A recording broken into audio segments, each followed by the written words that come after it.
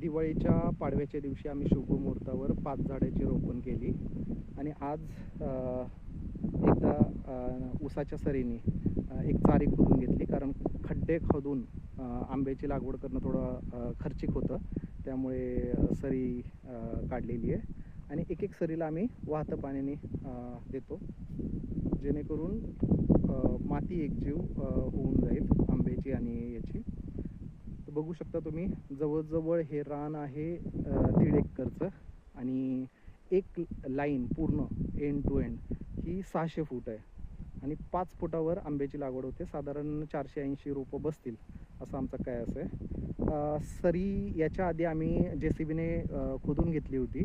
त्याच्यामध्ये शेणखत टाकलेलं, ते बुजवून ठेवलं, मुरून दिलं, उन्हात वाळून दिलं, हे बाकीची सगळी मशागत झालेली आहे. पण आता एक्झॅक्टली लागवडीच्या वेळी आम्ही छोट्याशा सऱ्या पुन्हा एकदा काढल्या, त्याच एक्झॅक्टली त्याच्यावर, जेणेकरून आम्हाला खड्डे घ्यायची खर्च कमी होईल.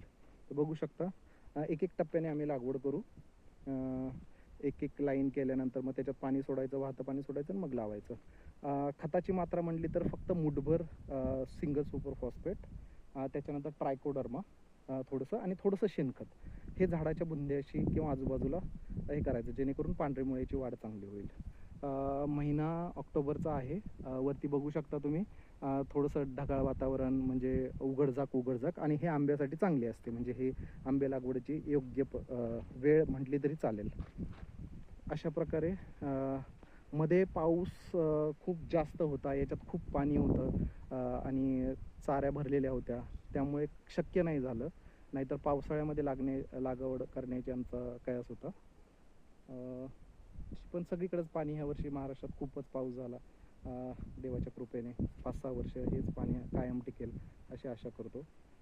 बघू शकता, केशर आंबा लागवड चं नियोजन मी पूर्णपणे प्रयत्न केला तुम्हाला सांगण्याचा. हे शेणखत मी आणून टाकलेलं बघू शकता तुम्ही, तर बांधाच्या कडेवर शेणखत टप्प्याटप्प्याने प्रत्येक गोष्ट नियोजनबद्ध केलेली.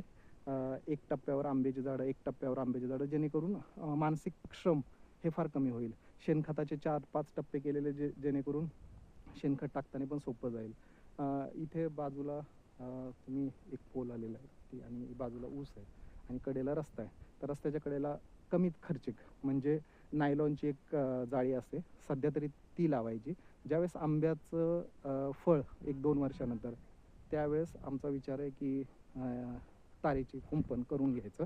आत्ता खर्चात नाही पडायचं. होईल तेवढं कमी खर्चात कसं करता येईल, कमी मजूर जवळपास आम्ही लावलेच नाही इथे.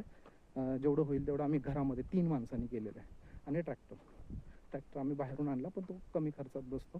हे बघू शकता तुम्ही, आंब्याची लागवड. आंबे आम्ही आणलेले आहेत खुडूसवरून आणलेले, सांगवीच्या जवळजवळ, सांगोल्याच्या जवळजवळ आहे खुडूस म्हणून गाव. तिथे सलगर यांच्याकडून रोपं मागवलेली. रोपं आणली त्यावेळेस खूप फ्रेश होती, खूप सगळी चांगली होती. पण त्यानंतर पाऊस आला, त्यामुळे रोपं थांबावी लागली. आम्हाला बाकीचं काम नाही करता आलं, म्हणून ते रोपं आम्ही एका जागेवर ठेवून पाणी, औषध फवारणी करत राहिलो. तर बघू शकता, काल पूजा झालेली गुढीपाडव्याची. धन्यवाद. मला वाटतं ही माहिती इनफ आहे. बघू शकता एकदा झलक. साधारण 1.5 ते 2 फुटाचा खड्डा आहे, चारी म्हटली तरी चालेल.